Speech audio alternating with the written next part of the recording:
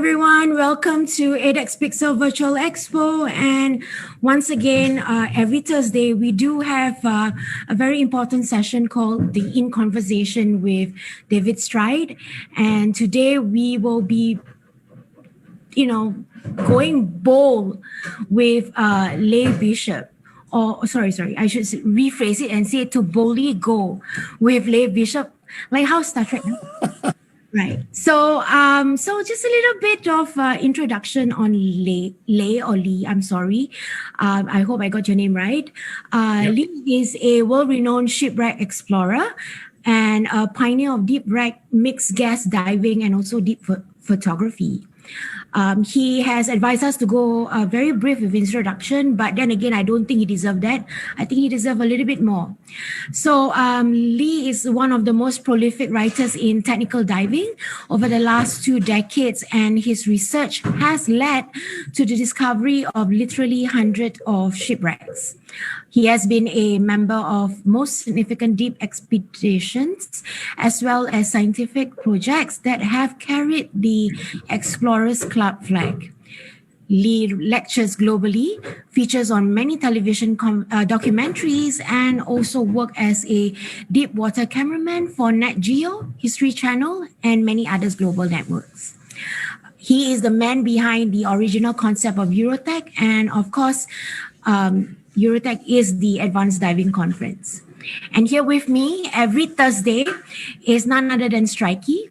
Strikey is, of course, ADEX Ambassador for Technical Diving, and he is a certified diver since the year 1961, with a background encompassing military, commercial, scientific, and technical diving sectors.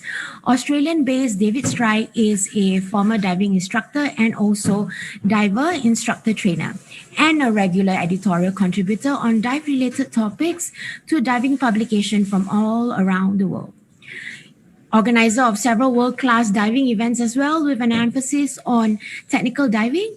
Strikey is recipient of several industry recognition awards and a fellow of the Explorer Club of New York. Herewith, without wasting any more time, and I'm sure everybody would like to hear more from Leigh, over to you, Strikey. Thank you, Nora. Leigh, it's been some years since we last sort of caught up.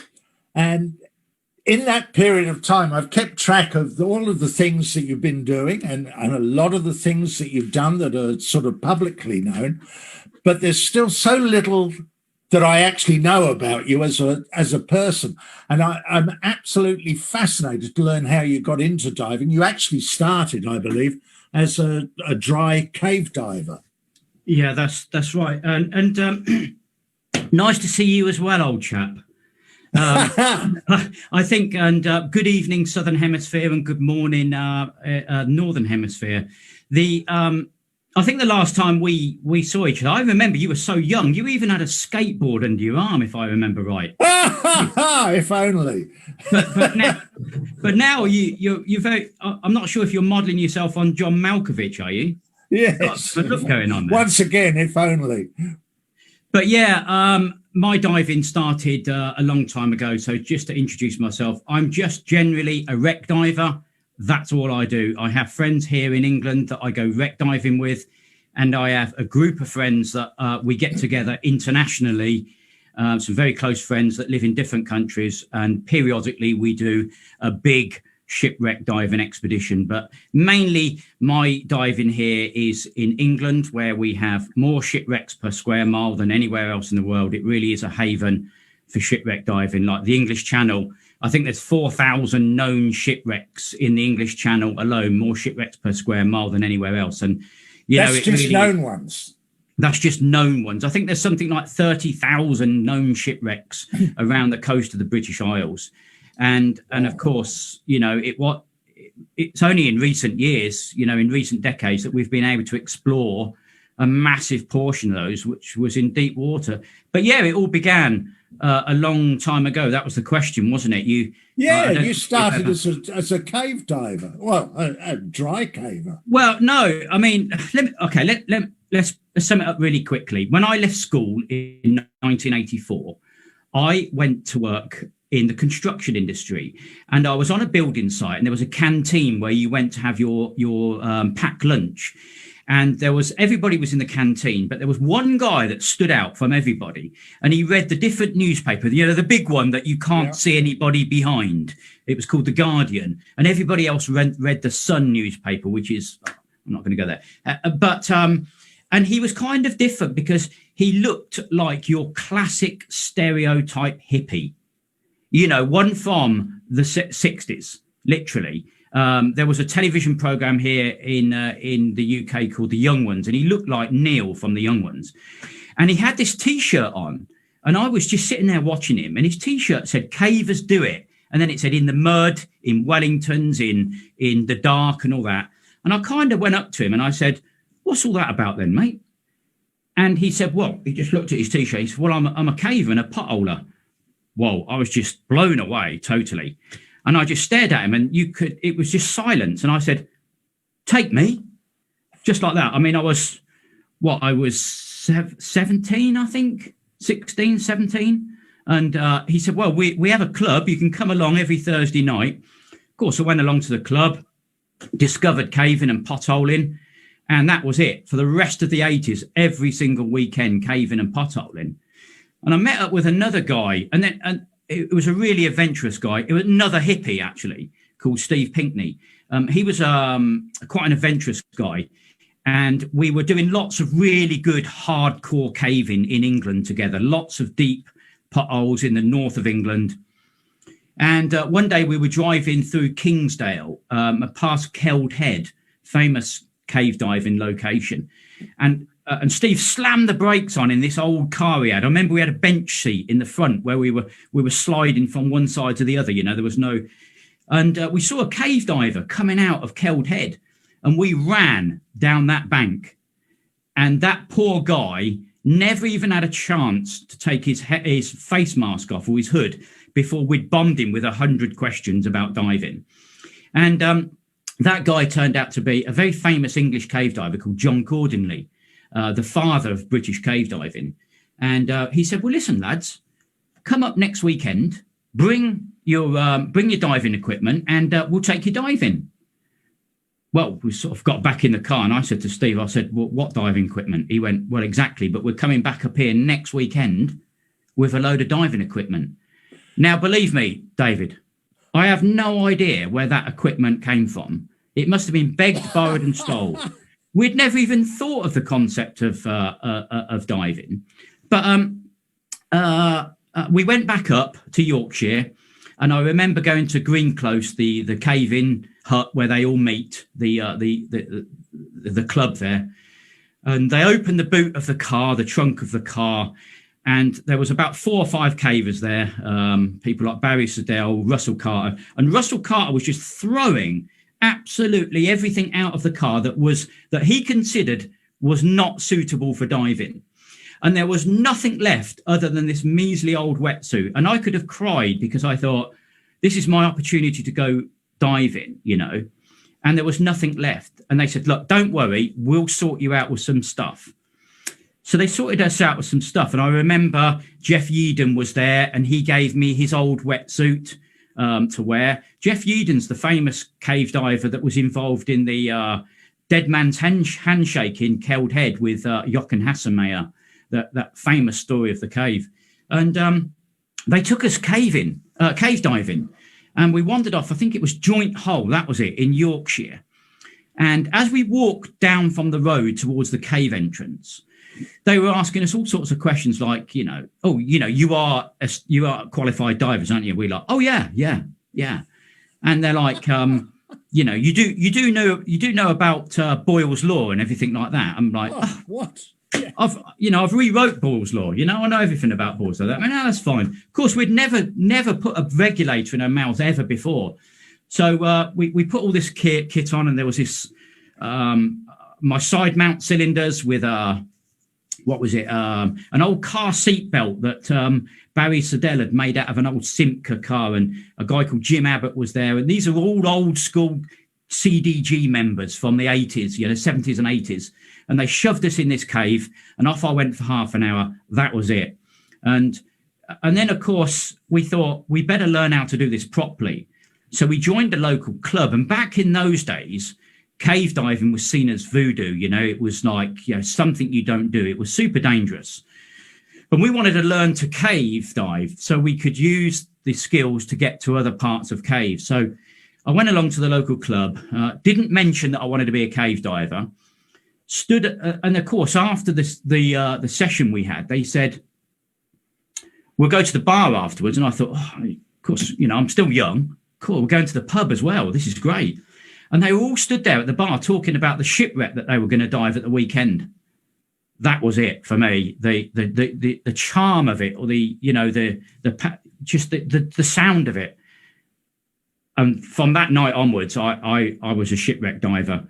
Now, don't get me wrong, I still absolutely love dry caving. And I've done some significant cave dives with, I've been a friend of Rick Stanton's for years and years and years, since the late 80s. And we've done loads of stuff together. We've been to Australia, cave diving in Cocklebiddy.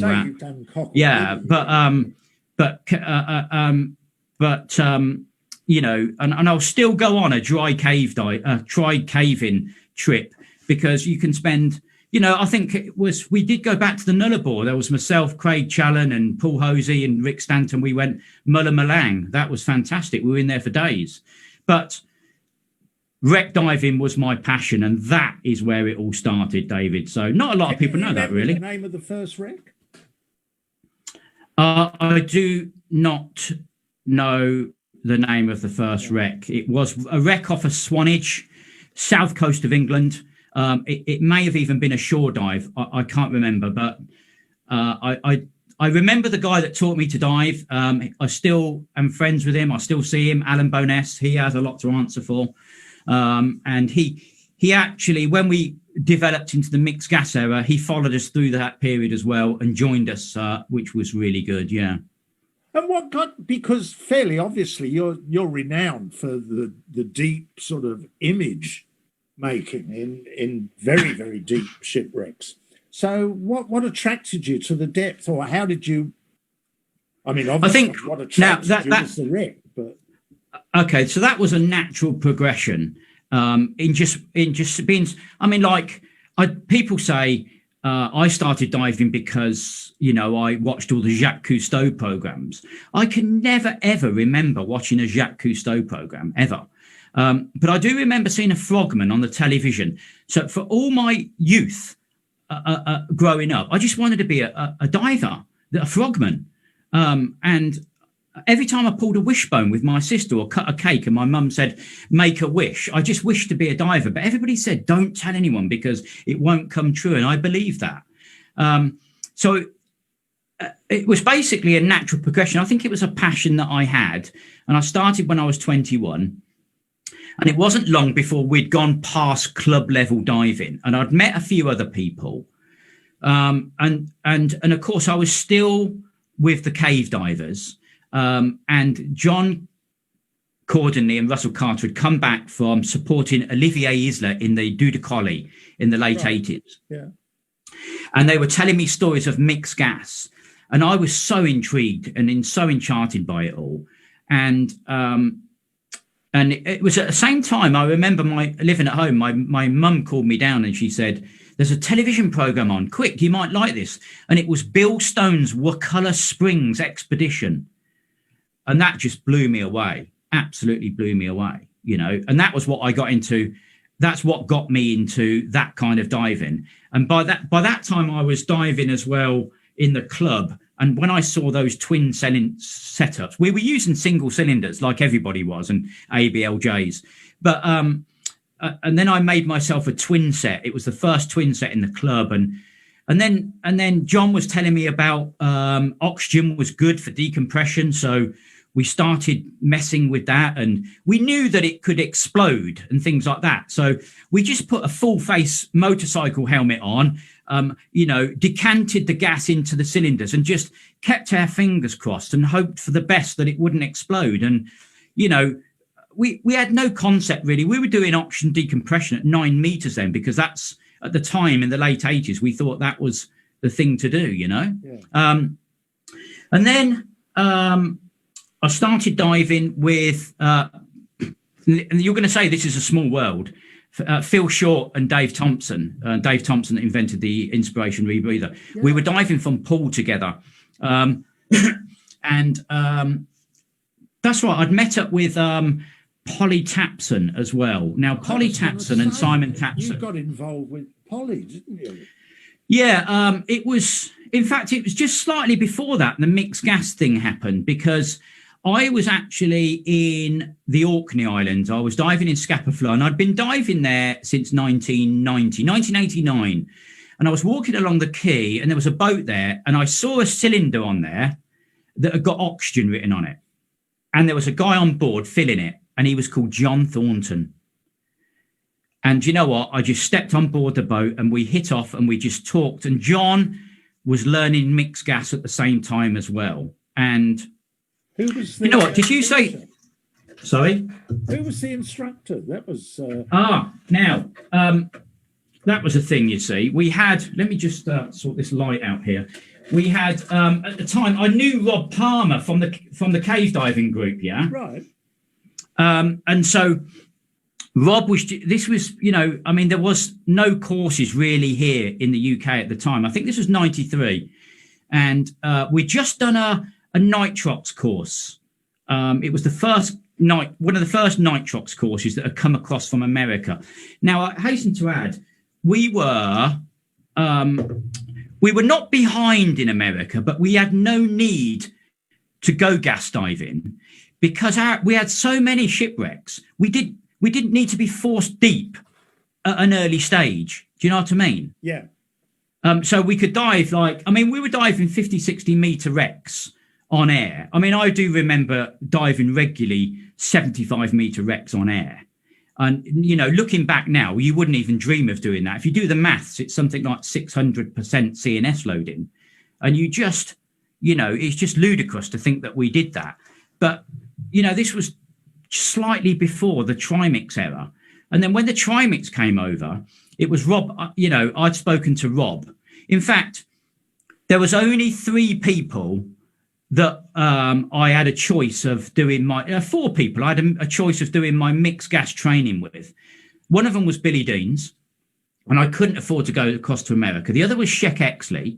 I'd spoken to Shek, and he could have done a course before he died.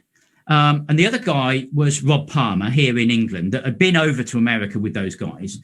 And there was another choice of another guy. He was a new kid on the block.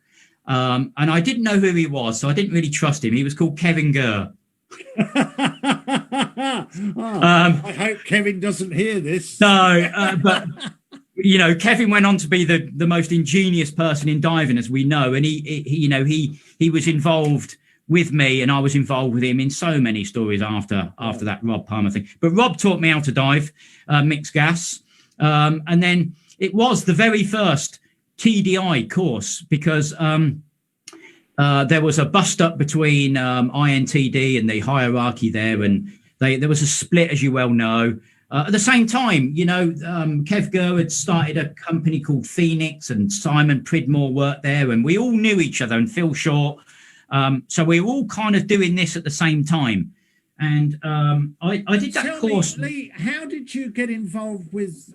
Because Polly Tapson was just quite a legend. Right, so I was diving mixed... The Starship Enterprise. Starfish Enterprise. Now, I was diving with Phil Short out of Poole, mixed gas diving. We were diving some great wrecks. And then I met up with Polly at a conference. It was one of Kevin Gurr's tech conferences that he ran in the 90s. And we used to go to the Aquacore conferences in America. We went to San Francisco and Orlando. And I met up with Polly there, and she just run an expedition to the Lusitania. And of course, that was a milestone diving expedition back in the 1994. That was the first scuba diver one, wasn't it? Yeah, it was the first amateur team to utilize mixed gas on a serious project outside of commercial and military concepts, realistically. Yeah. You know, okay, the Americans were doing a few things. Billy Deans and those guys were doing stuff on Cazador and stuff like that. And of course, back then there was no internet, was there? You know, There was no mobile phones, there was no DVDs or Google, anything like that. It was all landlines, and of course, Polly and Christina Campbell had made the Gary Gentile fan club, so they got in touch with the Americans. So we became friends with the Atlantic wreck divers. So Polly, I started diving with the team, and Polly kind of really gave me a bit of an interview to dive with the team. And I had a weekend where I went shipwreck diving in the English Channel with them, and I proved my worthiness as such to her. She was a tough lady to please, and she was a pioneer. She was clearly the woman in charge, and the team was a pioneering team. There was no disputing it. You know, they were a year ahead of most people, because there was only two mixed gas teams here in the UK, and we had the Atlantic wreck divers over there with Brad Sheard and Richie Kohler and John Chatterton doing that, and we had us over here doing this. And then, of course, there was Jim Bowden and a few people, as you well know, scattered all around the world doing their various cave dives. But we were doing these wreck dives, and we were building up. And of course, then after the Lusitania, the next biggest project was, I'd met John Thornton, and he told me of 3 shipwrecks that were interesting. And as soon as we'd done our mixed gas course up there, John and I went and dived the Hampshire. So that was 94. So that was 2 or 3 years before most people had gone there. Right. So it was pristine. And we were diving the Hampshire for a couple of years. Just to explain, that was the one that Kitchener was on and was sunk in the First World War, wasn't it? Yeah, he was on an important diplomatic mission to Russia to bribe the Tsar. There was said to be 2 million. The story is I mean, you've said the story before. Rod MacDonald told the story on one of your past things. But an intriguing British battleship that was outside the Scapa Flow, and it hit a mine. Lot of controversy, lot of conspiracy. The IRA are involved, all sorts of things, you know. And then after that, John said of 3 wrecks. That one, HMS Pheasant. That was another British warship that had been exploded via, well, we don't know how it was lost, but it had never been seen. So we went searching for that and using the mixed gas that Rob Palmer had taught me to use. And then that was the toughest dive we ever did in our lives, David. There was like tides from 2 different parts of the Orkney Islands, and we're talking 86, 85 meters, something like that. And it was hit and go. And I remember going down there, and I came up the shot line afterwards, the anchor line, and I saw another diver. And at this point, the tide was still running like you wouldn't believe. And I just thought to myself, great, somebody else to actually die with. It was just, honestly. And the other shipwreck was the King Edward VII. And that was a huge battleship laying between Scotland and England, Scotland and the Orkney Islands, off the north coast of England. And this huge battleship, and of course, I'd been reading lots of books that sort of said about these shipwrecks, that they were, back in the 80s, we were reading in the early 90s, that these books sort of mentioned these shipwrecks, but they just sort of said, but they're too deep for divers, so they're only of academic interest. And of course, then the mixed gas revolution came, and we were on the bandwagon straight away. So we were able to dive all these shipwrecks that no one had seen before, and it was just a roller coaster of a ride. And by this time I was diving regularly in the English Channel with the Starfish guys, and I put an expedition together to dive the King Edward, and it turned out to be one of the first deep wreck diving expeditions that was well beyond 100 meters depth, and of course we returned from that. It was successful, but we didn't have any photographs, because back then there wasn't such a thing as a housing that could go that depth, and of course all the magazines wanted to know about it. I was going to ask, how did you get into photography? Was this the sort of spur? Well, that brings us on to Britannic 98, because in 97 we got a phone call from Nick Hope, who was one of the Starfish Enterprise team members. And it was now Nick's turn to organise the next big expedition for the team, and that was Britannic. Now, when we got a license to dive the wreck, that was in 97. We got the license the same time as what Kevin Gurr got his license to dive the wreck in 97. Just explain for the benefit of people that may not be familiar with Britannic that it was a sister ship of the Titanic. Yeah, so Britannic there was three sisters: the Olympic, Britannic, and Titanic. Titanic was the bigger sister of the three. She was the third to be built. And because of the Titanic disaster, they put a lot of different construction into Britannic to make it, in theory, unsinkable. So the bulkheads inside, if one of the compartments floods, or, like it did with the iceberg, the compartment filled up. And as soon as it went over the bulkhead, it started filling the next compartment up. So the bulkheads inside the ship were taken all the way to the top. So in theory, if a hole became in the side of the ship, the bulkhead would fill with water, but it wouldn't go over the top into the next compartment. So in theory, Britannic was unsinkable. She also had enough lifeboats on, because we all know the story of not enough lifeboats.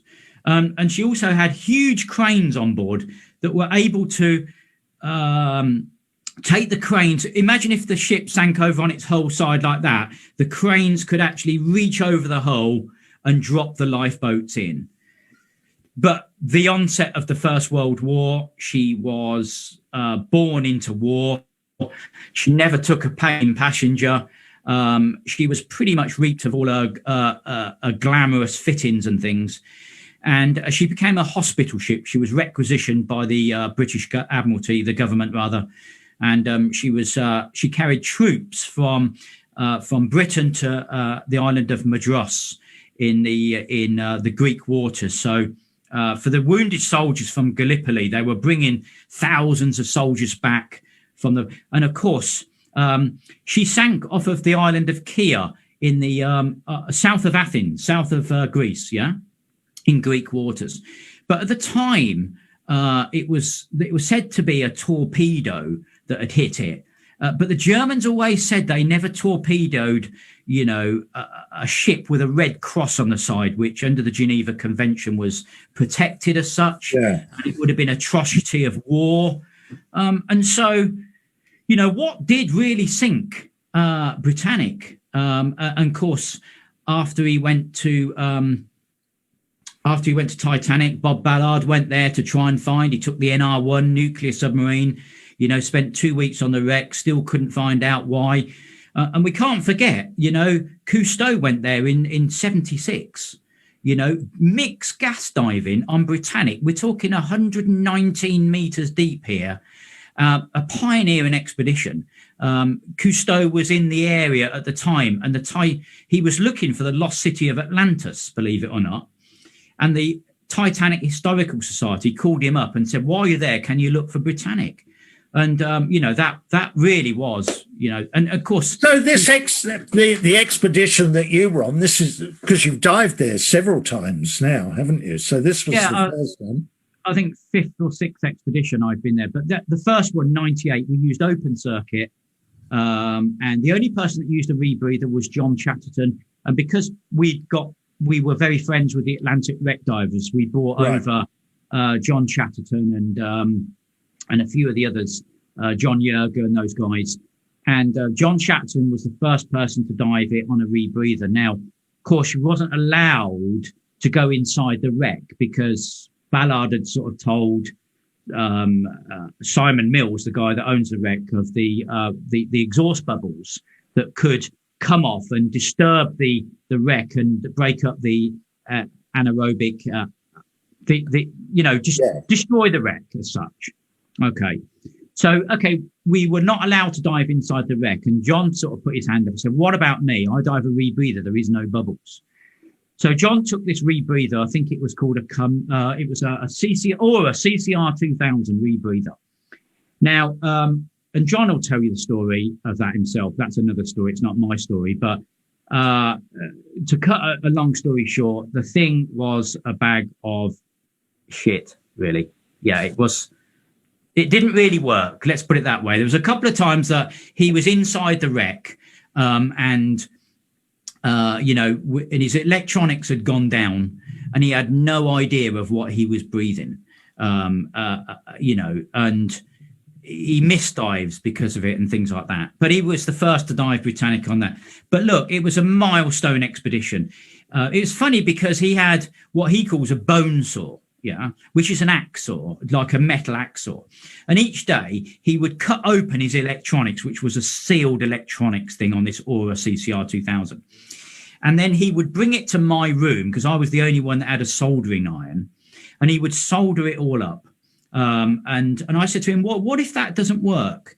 And there was a guy on our expedition that dived with the Starfish Enterprise called Dave Wilkins. And Dave was let's say the most intelligent one of probably the lot of us, that knew the philosophy behind the electronics. And John would say, well, Leigh, if this doesn't work, I'm just going to take Dave and I'm going to use him for parts. That was when John said to me, he gave me a piece of advice in life: never let a mechanical device get the better of you. Yeah. So what prompted you, because you later switched to rebreathers, was that one of the incentives? That particular expedition? No, that wasn't the incentive. We were still diving open circuit. Now, me and my great friend, Chris Hutchinson, we were partners for a decade. Yeah. And we would dive in these twin 20-litre cylinders. They were the biggest cylinders that money could buy. We got them from the Boot Show in Germany. And we were still pulling longer bottom times than the guys on rebreathers. And rebreathers at the time were still very dangerous. This is a time where people were still dying on them regularly. And they hadn't really come of age in terms of mainstream diving. And, I tend to agree with what George Irvine always said. Rebreathers are for the people that need them, and the people that need them will go and find them. And they can be very, very dangerous. Now, I started rebreather diving, I think it was 93. I didn't own one until well past the new millennium. I remember a guy called Stuart Clough. He lived very close to me in Cambridge, and he built a Carmellan, which was a military unit, which I had a look at and a go on. And then Rob Palmer, myself, and John Thornton were testing Peter Reedy's Prism, which he calls a Prism, which stands for Peter Reedy's Incredible Steam Machine. Yeah. We were testing that in the Orkney Islands. And at the same time, I was diving with Phil Short and Dave Thompson. And Dave Thompson was inventing a rebreather. And we all used to sort of mock him, take the mickey, laugh at his expense. I remember even buying some plumbing parts for him. A plumbing catalogue, because he was having difficulty building the mouthpiece. And he put he was the guy that wait for it. I remember him saying to me and Phil Short, come and have a dive on it. And when we looked at it, I just shook my head and thought, well, I'm not sure about this thing. But Phil went in the water first on it, and then I remember going in the water on it. And of course, that then became the inspiration rebreather. That was the first. I think we were the first two people to dive it, Phil and I. And you continue to and still use one, do you not? Well, look, it was shortly after that. I remember there was another team started diving in the UK called the Northern Gas Team. So they were kind of like a replica of us in the South, the Starfish Enterprise, yeah. And we got in touch with those and we invited them down. There was a guy called Rick Waring, who was a fireman in the north of England, and a guy called Zaid Al-Abadi, an Iraqi national that was living here in England that became... and those two guys came down, and geez, those guys pulled a longer bottom time on a shipwreck than me and Hutch. And me and Hutch were not happy.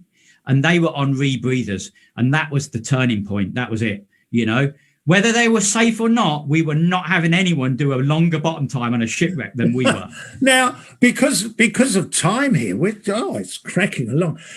When did you meet up with Carl? Because Carl was your close diving buddy, and you did many expeditions with. Well, Carl, Carl, I did a chat. I did a talk at a club, and Carl was there, and he came up to me afterwards. And he said, "That was fantastic. I would really love to dive that wreck." He said, "Can I stay in touch with you?" And I said, "Yeah, sure." So he gave me his number. He came and did some diving with the Starfish team at the weekends on the shipwrecks that we were diving. And then he rang me and he said, "I've got a license to dive Britannic." And he said, "Would you help me put a team together?" And I said, "Sure." So we went back to the wreck in 2003. And by now, there was a lot of people around diving. And we were, we were all getting together. The Starfish had petered out a little bit. There was more people diving.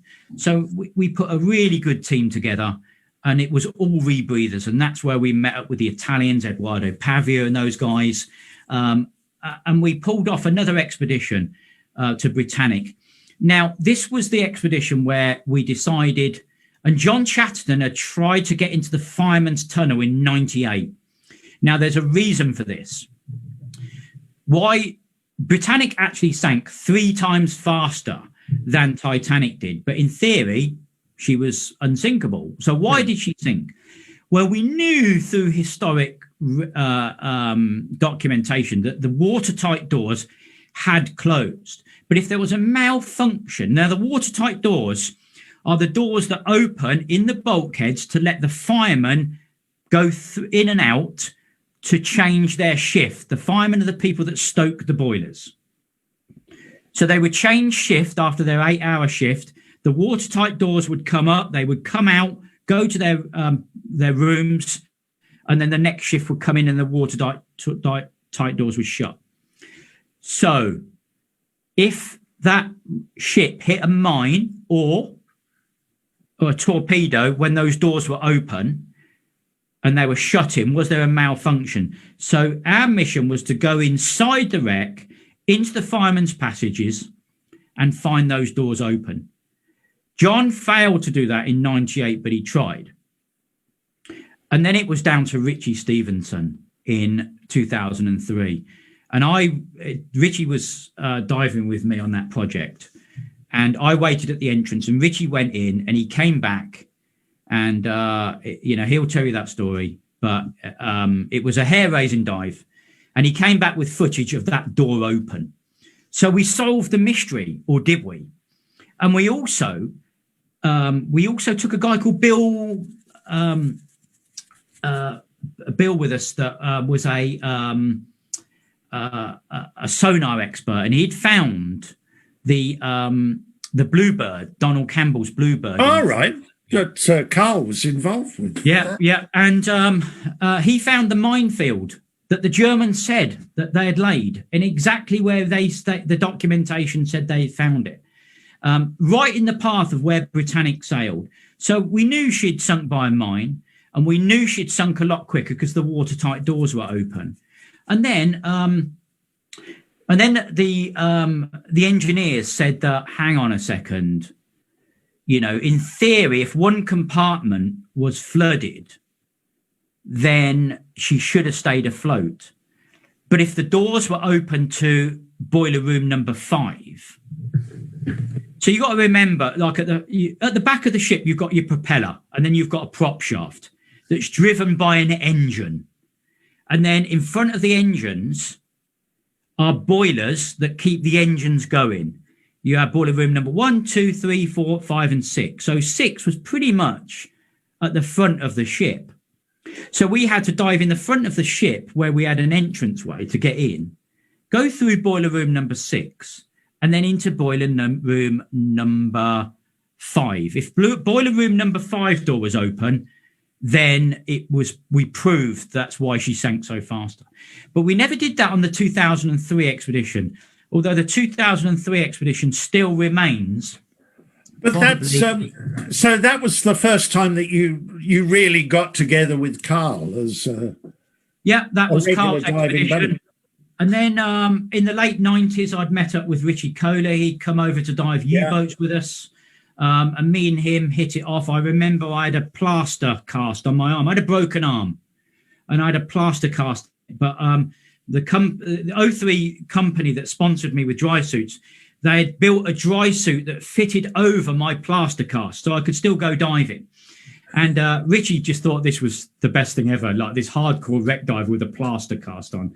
And me and him hit it off, and he calls me his B-fam, brother from another mother, you know. And, and then we dive with each other ever since. Every year since we've dived with each other. With just back with Carl, because a lot of the expeditions that you did there, the one that I always found the most fascinating was the search for X5, which the midget submarine. You know, we talk about submarines. You know, in the build-up to to build up to the 98 Britannic expedition, of course, we dived the Affray, which you well know about, don't you? Yes, indeed. Yeah. So for the viewers, 16th of April, 1952, that went down. 1951. 1951. 17th of April, yeah? Yeah. Yeah, it set sail on the 16th, yeah. Set sail the 16th, on the 17th it was declared missing. Yeah. For the benefit of those listening, so the Affray was a huge British submarine, the last British submarine to be lost during the to be lost at sea. Simple as that. And it was built after the Second World War. Yes, so it was retrofitted with a German snorkel. No, basically they'd taken a lot of the design features from the Nazi U-boats that they had captured, the British. And of course, this was now going into a period of the Cold War. And basically they were on a war type mission, a practice mission, and it went missing. And it just didn't surface. And it was unheard of for a commander not to radio in. And of course, after I think it was 4 hours of that radio message should have been, the code word subsmash was just broadcast across the British military. And that, hearing that word is like a knife cutting through the ether. You know, it was just not what they wanted to hear, because it is a ship in distress or a lost submarine. And everything went to help it. And the search involved, I think, 4 different nations. And of course, at the time, this was it touched the heart of the nation. And it was also a time when, it was the Cold War, tensions were politically rising with Korea. And, you know, there was the Russian spies, the Cambridge Five that had fled to Moscow. And it was no wonder Attlee's government, you know, put it down to sabotage with the Russians. But what happened really was the snorkel, it has a snorkel, a mast on it, so it can cruise underwater conspicuously and take air in and use the diesel motors to charge the batteries. And to cut a long story short, that had broken off. And it had flooded the boat, and this submarine was huge. And we had we dived at the Starfish Guy, and there was a guy on our team called Innes McCartney who was the expert in submarines. It was his holy grail, and Innes told us the entire story. We were not the first to dive it, and of course, as you well know, Buster Crabbe, the famous legendary diver, was the man that found it aboard HMS Reclaim. And they put down a Marconi television, the first underwater television, and they found the Affray, you know. But they never dived it. We dived it. We had 2 dives on it, and it was magnificent. Innes studied that snorkel mask to conclude all the evidence, and it was just fantastic. But that was in the build-up to that. And then, I think it was the mid 2005, maybe 2000, something like that. You know, well, it was after, because we met up in 2005 when you were in Oz, and I think it was 2006 or something that you did the expedition. At the time we were making lots of television programs for Discovery Channel, and we were working with John and Richie on the Deep Sea Detectives. We were writing a lot of programs for them and things like that, or a couple of programs that they were commissioning. So we were doing lots of stuff, and we were traveling all around the world, diving shipwrecks, the Ukraine, New Zealand, everywhere. And I know you did that search for the X5, but sadly you didn't find it. The X5. Now, okay, for the benefit of people watching, the X5 is a midget submarine that went on a secret mission to destroy the Tirpitz in the fjords of Norway. So the Tirpitz was, Churchill said it was his thorn in his side. So the Tirpitz would come out of the fjords and aggravate the northern convoys going round to Russia. So it was a hazard, and the Scharnhorst was there as well. So the plan was to send these secret submarines up there. And lay these bombs effectively underneath the Tirpitz in its dock and destroy it. So what they did is they sent, I think it was about 10 or 12 of them from the west coast of Scotland. They towed them across from Scotland to Norway. And there was 3 of them that were supposed to destroy the Scharnhorst, but the Scharnhorst wasn't there. It had gone out on a mission. So they pulled back from that. This was called Operation Source. And X5, X6 and X7 continued to do their mission. And of course, what they had to do was get through the anti-torpedo nets. So what would happen is there's 4 men in this very small submarine. They would come up to the torpedo nets. A diver would get out, cut a hole in the net, get back in the submarine. They would go through the net, find their way underneath the Tirpitz. Then they would lay their saddle charges. Now, saddle charge, basically, they would undo some bolts from the inside, and these 2 huge bombs, explosives that were curved on the outside of the submarine would fall off. They would set the timers for, say, 2 hours later. They would make their escape. The bombs would go off. Tirpitz would be blown up. As it happened, X6 and X7 surfaced accidentally because of the buoyancy after the saddle charges. Basically, they were caught by the Germans. As soon as the first one came up, the Germans thought, whoa, what is this? What's going on here? And then they knew they were under attack. So they captured the British. And these guys were standing on the deck, at gunpoint, knowing that within minutes, that whole ship was going to explode. I mean, incredible to think about it. And then X5 surfaced in the distance.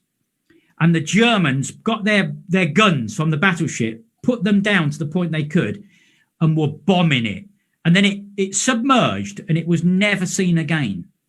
So our mission was to find X5, to find out whether or not it laid its its saddle charges. Because if we found it with no saddle charges on, it means that the mission was complete and that Henty Creer, the captain of it, should have got his medal from the Queen, and the family still deserve that medal. That's the Victoria Cross, wasn't it? Yes, he was never. Now, a Victoria Cross you get if you physically change the outcome of a battle for the better. Okay.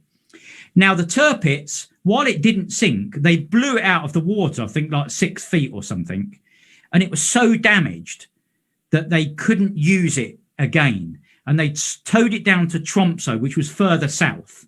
Now, the fact that it was to repair it, and the fact that it was further south meant that it was now in flying distance of the bombers, and they bombed it. Yeah, and it's an incredible sight to dive. Yeah, it was. That was very sad because Henty Creer was an Australian, and his sister was still alive in Melbourne when you both came over. If you'd have found it, it would have been a magnificent thing to sort of meet up.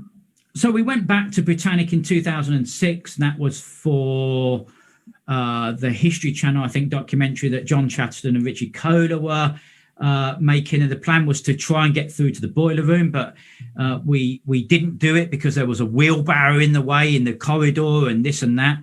then we went back in 2009. And this time it was a planned expedition with Bob Ballard. And it was going to be a live 2-hour documentary to kick off a series of expedition programming on National Geographic. Yes. And Ballard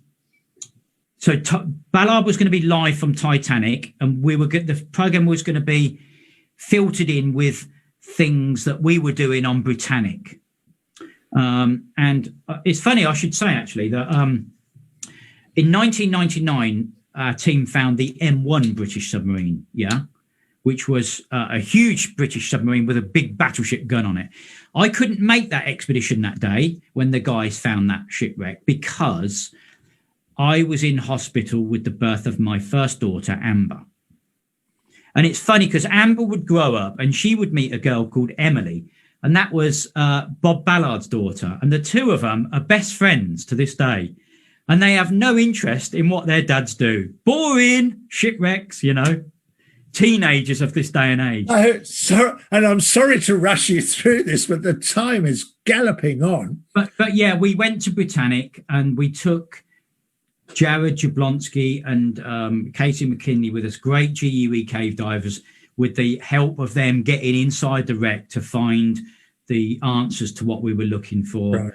But sadly, as you well know, the expedition came to a pretty big halt because Carl sadly died due to oxygen toxicity, and a tragic story. And but that really affected me, David, in many ways. I know that it did, but I'm sorry to sort of raise it because I know that you and Carl were exceedingly sort of close. So it really was a terrible shock to you. But you went back again in 2016 for the 100th anniversary of the sinking. Yeah, so it was a couple of 3 years really that I didn't do a great deal. I was diving with my great friends in the Dark Star diving team here in England, which I dive with all the time, led by a guy called Mark Dixon. And then 2014, I kind of snapped out of it and went to Mars, the shipwreck, 1574 shipwreck in the Baltic Sea with the Lundgren brothers. And that was fascinating. Those two were the best divers I ever saw in my life. Absolutely the best. And I watched the Lundgren brothers swim across Mars. We're talking a ship 440 years old that sank when when the Mary Rose was afloat. She was 3 times the size. And the contrast, David, between a shipwreck of so old and the technology that the guys were using, you couldn't. And then they put on this floodlight above the wreck and it lit the whole wreck up. It was like something out of a science fiction movie. But we went back to Britannic, and that's another story. And there's so many stories, David, we can't fit it in. But we went back to Britannic for the 100th anniversary of the sinking in 2016. And there was myself, Richie Kohler, Mike Barnett, Richard Stevenson, and Eduardo Pavia, the four or five of us that are the key group to what we do, with Evan Kovacs as well, the American cameraman. Yeah. And we're real such close friends, and we do have a new big project brewing between us. However, we did go back to Britannic and we did dive it, and we filmed it for a BBC documentary for the 100th anniversary in a huge, and we used submarines as well, the Russians, Dmitry and his father. We had displacement submarines, and basically during that expedition, I did the dive of my life, which I called the $1 Million Dive. And, the four of us circumnavigated that wreck on scooters in one dive, followed by the submersibles and the submarines and the ROVs that lit it all up. And Richie Kohler followed us and filmed it from the submarine. And, you couldn't make it up. And we had our decompression was in a bell, you know, that we came up in, hours of decompression in a bell. And it was without doubt the best dive of my life. And myself and my dive partner, Chris Hutchinson, had done that dive in 98 on Aquazep scooters on open circuit. But this was something else. Now, later that day, Richie climbed out of that submersible because he'd been down there a few hours more than we had. And I said to him, Jesus, that was like science fiction. And Richie said to me, no, Leigh, I think you'll find that was science fact. And I'll tell you this, you know, I mean, we're talking about 30 years of diving, 3 decades of diving in 1 hour. Yeah. And the very last chapter in a book that I've been working on ends with that $1 million dive. And it starts with my first ever Virgin shipwreck. And what's sandwiched in between is 50 chapters of, well, let's hope that when it comes out, this book is worth 28 years in the writing. Mate, one of the, a viewer, Douglas Bashford from the UK, has asked a question. Is there anything left on the dive bucket list for you? Or what is left on the dive bucket list? Dive bucket list. What, your wish list of really good things to dive? I mean, yeah, there's wrecks that we just haven't found. I mean, I'd like to go back to where X5 is. There's a few U-boats that I would like to dive purely because I know the history of them and they would be lovely to find. We have a big project planned to a big shipwreck that I don't like to talk about things or wear the T-shirt before I do it, because that's an omen for it not happening. I think it's fair enough. I don't think we mentioned sort of earlier, how many of the wrecks around the UK have you actually dived? It's a phenomenal number, isn't it? Oh, yeah, hundreds. I mean, my dive partner, Chris Hutchinson, did the maths and he figured out in the heyday of British wreck diving, during those years, me and him dived at an estimated 400 Virgin shipwrecks. Wow. I imagine a lot of that is reflected in the case behind you with the porcelain. Yeah, that's just some of the collection of artifacts from famous shipwrecks around the world. But, you know, there is a lot to do, still a lot to do. I dive with a team called the Dark Star, led by a guy called Mark Dixon. You know, some fabulous divers on that, Rick Waring, Jeff Cornish, the best divers I know. Yeah. And those guys dive deep shipwrecks, and we're talking 150-meter shipwrecks, Carpathia and things like that, regularly. And we have a plan of numerous shipwrecks around the British Isles that we wish to dive, we wish to go back to, that the team have found. And I'm going to say, I think they are, without doubt, the most successful dive team ever. You know, Mark Dixon himself was a diver, a deep wreck diver. And then he had a few hairy moments. I remember him coming past me on the Transylvania at 130 meters depth with his pipes from his rebreather just completely missing. You know, he was like on open circuit bailing out. But he then turned into a boat skipper. So he bought his own boat. He called it the Dark Star. He called the team the Dark Star. He named it after his favorite film, which is a science fiction movie. And the team he moves this boat around the UK, wherever we want. Currently it's in Plymouth. Sometimes it might be in Newcastle. Sometimes it might be in Ireland.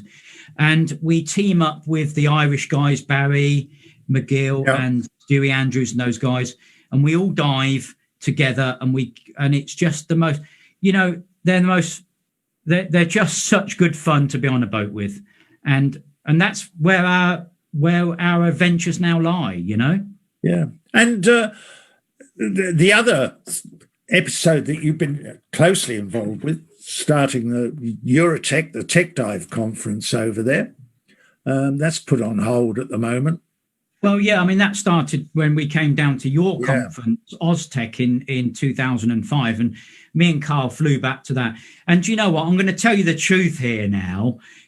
we went to your evening gala dinner, yeah, and it was the funniest thing we ever did. Do you remember somebody proposed to somebody on the night, didn't they? And oh yes, Simon Hadwin.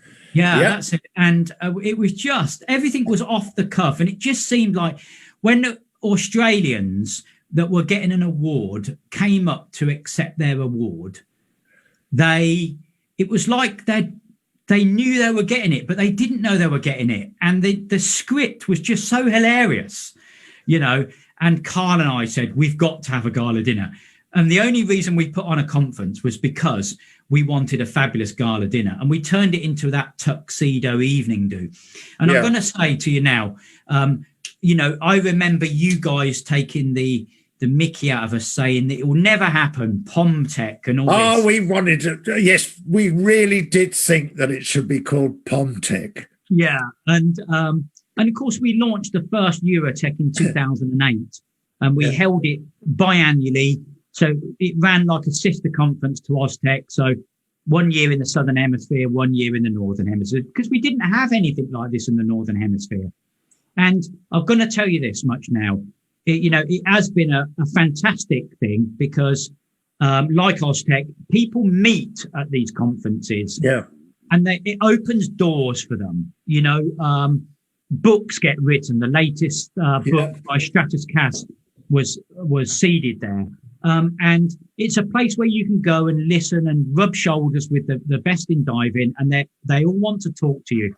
And I'll tell you something else that's great about Eurotek is it's the only place where you will get to see people like Phil Shaw and Rick Stanton wearing a tuxedo. Now, it's the only place, David, it's the only place that you'll get to see someone like Jill Heinrich wearing high heels. And if she denies it, she's a liar, you know? Mate, Leigh, I've just been told we're run out of time, and we haven't even scratched the surface. So no, not at all. If I may, without putting a date on it, perhaps come back on another occasion.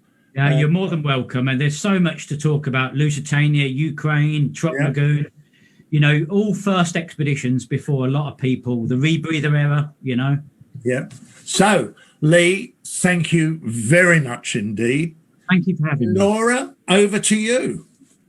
Thank you so much, Strikey. And of course, Leigh, thank you for sharing all your stories. Although I like to be over at your end to pick up all the crockeries and bring it back home to see.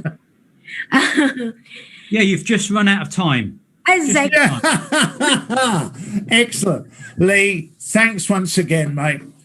And we shall speak again soon. Okay, my friend. Thank you, Nora. Thank you, David. Thank you. Everybody. Bye. Bye.